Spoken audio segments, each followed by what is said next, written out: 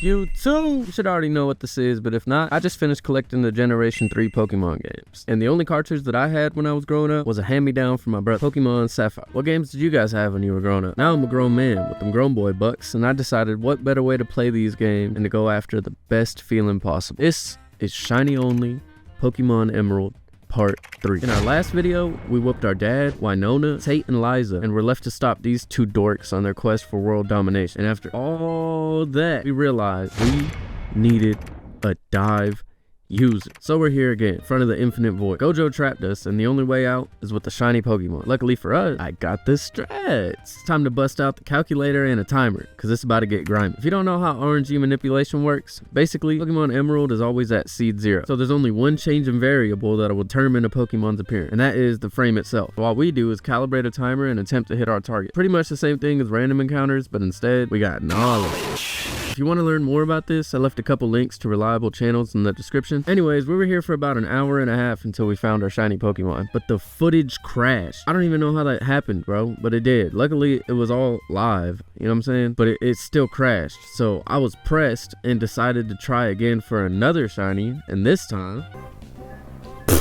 That's crazy. That's crazy. That was first try. That's crazy. My gameplay was broken for the tentacle, so I was like, I might as well go for another one. And first try, we got him.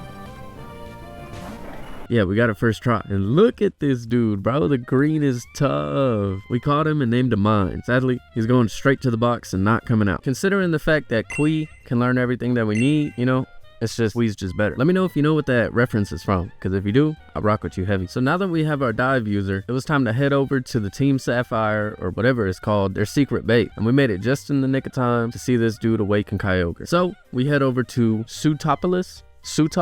I don't know.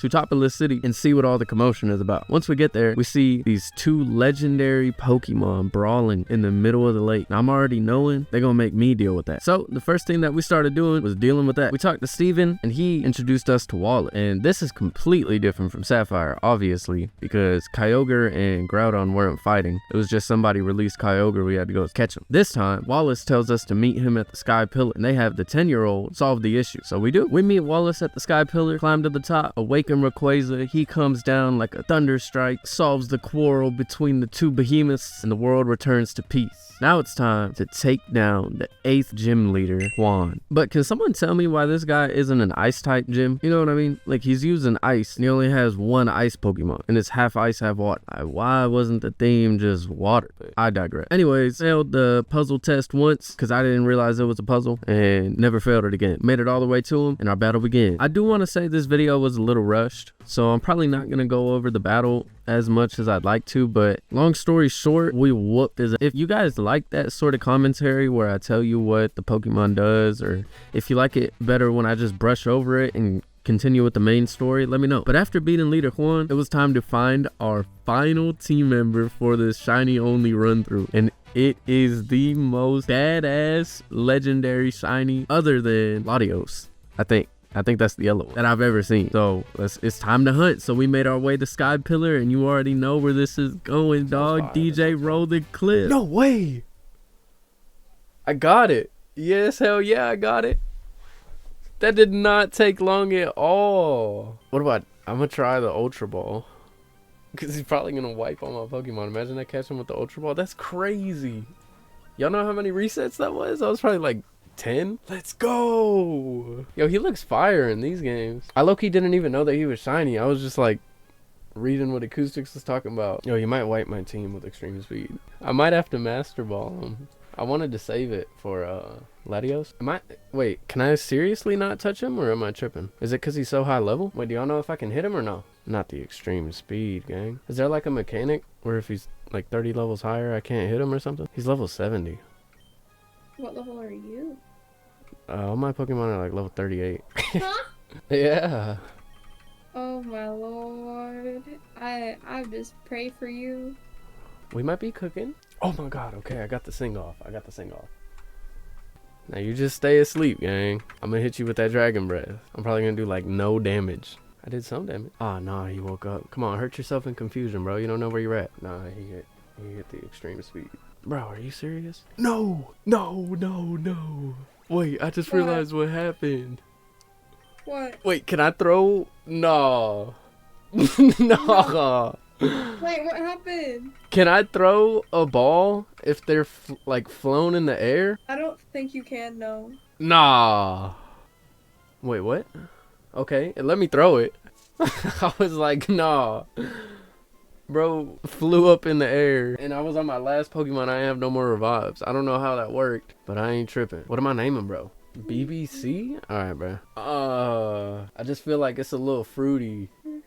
He said BBC, bro. You out of pocket. So once we caught Balerion, named after the Black Dread, we made our way to Victory Road, where we met Wally and began our final rival battle of this series. And I just want to say, Wally's bossed up for real. You love to see it. Started from a route and now we up type team and things of that nature. Wally started out with Altaria, so we switched out to Big Sexy and took care of that. Next up was Delcat. So we sent out Choji to give her the good old vital throw action, but they pivot into Gardevoir mid squabble, so we U-turn into Unripe Nana, who sadly falls to a cycle. Wally's tough, bro. I gotta give it to him. But we send in Deez, who hits her with that sewer slide, taking one for the team. Now it's Big Sexy and Delcatty facing off. He gets a little confused, but takes her down with an earthquake and continues the trend with Wally's Magneton neck. Next up is Roselia, who outspeeds and takes us down with some leaf bending. So we send in Choji, who takes her down with a single vital throw. And that's Wally. We give him a pat on the back, heal up, and make our way to the final showdown. But before we do that, it's time to prep. We teach Sludge Bomb and Aerial Ace to Unripe Nana and give him an amulet coin to hold. Give Choji the Quick Claw, give Dreams a Miracle Seed and teach him Dragon Claw and Earthquake. Give Big Sexy a Charcoal to hold and level everybody to 45, teaching Eruption to him in the process. And now, with Balerion the Black Dread as our final trump card, we make our way into the final chapter of this story. And we're off. Our first opponent for this last chapter is Elite 4 member Sydney, who uses Dark type Pokemon. We start out with Choji as he starts out with Mighty N. Mighty N is Intimidate, cuts our attack stage by 1, and goes for a Sand attack, moving first because he's faster. Choji goes for the Vital Throw, which is super effective. Mighty N goes for the Double Edge as we go for a Bulk Up. At this point, I didn't think they were going to heal, and we went for a Surf. They got a full Restore All, and we went for a Vital Throw after, taking it down. Next in is Shiftry, who's a Grass and Dark type. We throw in Big Sexy. Big Sexy hits it with the Eruption, super effective, takes it down in one move. Next up is Crawdaunt.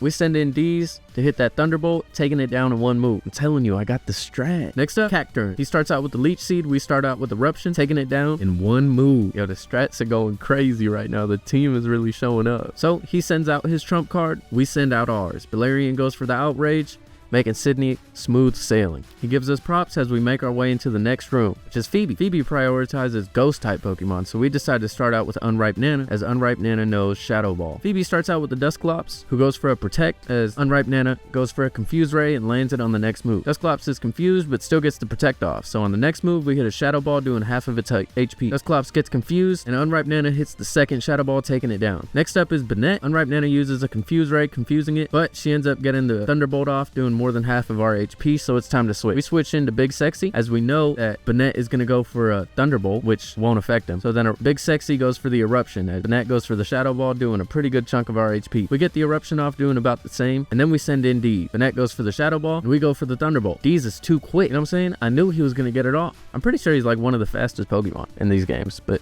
I don't know, we just got lucky. So they send out their trump card, so we send out our trump card. Balerion goes for Outrage, almost taking down the Dusclops as he gets an Ice Beam off and uses the Citrus Berry to heal. Balerion gets the second Outrage off and Dusclops goes down. Next up is Banette. We go for the Confuse Ray with Unripe Nana, but Banette's locked in and hits the Will-O-Wisp on us. Honestly, that was the best thing that could have happened. We use a Lemonade on Unripe Nana as Banette goes for a Shadow Ball. We use a Lava Cookie on Unripe Nana, hoping that the Confusion would hit, but it doesn't. So Unripe Nana goes down. Deez comes out, his Thunderbolt doing a third of her HP maybe, and Deez goes down. Next up is Dreams. Dreams goes for the Leaf Blade, taking it down with that critical hit. Finally, it's Sableye. We just keep Dreams in and go for 2 Leaf Blades as Sableye goes for a Shadow Ball and Nightshade. Phoebe uses a full restore. We go for the Leaf Blade, doing a tremendous amount of damage. Heal up Dreams. Sableye gets the Shadow Ball off and Dreams gets the Leaf Blade, taking down Phoebe. With 2 Pokemon down on our team, it's time to use some Revive, heal them up, and move into the next room. Third Elite 4 member is Glacia. Glacia is going to be our toughest opponent, keeping it a buck. They start out with Celio. We start out with Deez. Deez goes for the Thunderbolt, dropping it down to yellow. Celio sets up a hail. We go for another Thunderbolt and take it down. Next up, Glacia. We send out Choji. Glacia goes for the ice beam and Choji hits a vital throw, dropping it down to low yellow. Glacia uses a full restore, bringing it back up to full health, but we hit a vital throw, bringing it right back down. Glacia gets one more ice beam off and Choji gets a vital throw, taking it down. Next up is Celio. We send out D's again. D's goes for the Thunderbolt as Celio sets up another hit. We heal up Choji and then go for another Thunderbolt, taking it down. Now it's Choji and Glacia. Glacia hits an ice beam, Choji hits a vital throw. Glacia uses a full restore and Choji hits another vital throw. Glacia sewer slides, takes down Choji with it in the process. Next up is Walren. We send out D's. D's one-shots it with a Thunderbolt, and I swear this fight was supposed to be harder. We didn't even need any other Pokemon, just D's and Choji. They're really the MVPs, bro. This fight is literally our kryptonite. Next up is Drake. We're sending Drake straight to Cell Block 1 with this one. Shelgon goes for the Protect twice. Balerion gets the Outrage, and this is really where Balerion is going to get to shine. You know what I'm saying? Everything here is Dragon type, and we have Outrage with a level 72 shiny Dragon. The Altaria and Shelgon out of the picture. We cure Balerion of his confusion. We set up another Outrage, taking down Flygon and Salamence with one hit. Next up is Kingdra. He goes down with Outrage. And I know, I made it easy, but come on, bro. I had to use him. It's shiny Rayquaza. Not everybody gets to use a shiny Rayquaza in an Emerald walkthrough. And our final battle with Wallace, the Hoenn region champion, begins. He starts out with Wailord. We start out with D. We go for the Thunderbolt, and Wailord goes for the Water Spout. We go another Thunderbolt, taking it down. Now it's Gyarados, which is a terrible one to use. I don't know why he did that. We took him down with one Thunderbolt. D's is at level 49. So he sends out Whiscash, but we're ready for him. Dreams hits that Leaf Blade, almost taking him down. Almost. But he hits the Amnesia and raises the special defense, so we decide to go for an X special, as we know Wallace is going to use a full restore on this move, which I think was a pretty good strat in my opinion. We go for another Leaf Blade, not doing as much damage, as Wishcast sets up another Amnesia. And if you don't know about Amnesia, it raises the opponent's special defense stat by 2 stages. And in Gen 3, special attacks and physical attacks weren't based off of moves like they are in the new generation. In these generations, it's based off of the type of move that it is. So if it's a grass type, it's a special move. If it's a fighting type, it's a physical move. And I'll show the chart right here so you can look at it for yourself. And this is the case for Gen 3 and under, right? And I've always sort of liked this, you know, but in the new gens, it's a lot easier to comprehend because it just has those 2 little symbols. But yeah, I just thought I'd throw that out there. As Sceptile was a grass type, and Whiscash using these Amnesias is why we're doing less damage with the Leaf Blade, because you'd think that Leaf Blade is a physical attack when it's not. Anyways, let's get back to it. So Wallace goes for another full restore as we go for a Leaf Blade. We do half of his HP. All that setup was for nothing because we hit another Leaf Blade, taking him down. Now it's Milotic. We leave in Dreams. Even though it knows Ice Beam, we want to get some chip damage. Dreams is able to get 2 Leaf Blades off and takes it down. That's crazy. That is not what I expected to happen. He sends out Tentacruel. We use D, and just for the hell of it, we go for a Sewer Slide and take him down with 1 crit. You know what I'm saying? It's getting spooky out here. Unripe Nana hits the Confuse Ray on Ludicolo. Ludicolo hurt itself in confusion. We hit the Aerialate. Ludicolo hits the Surf. We hit one more Aerialate, knocking down Wallace. We are the new champion of Hoenn. That's right. Versace and the Shiny crew are in the Hall of Fame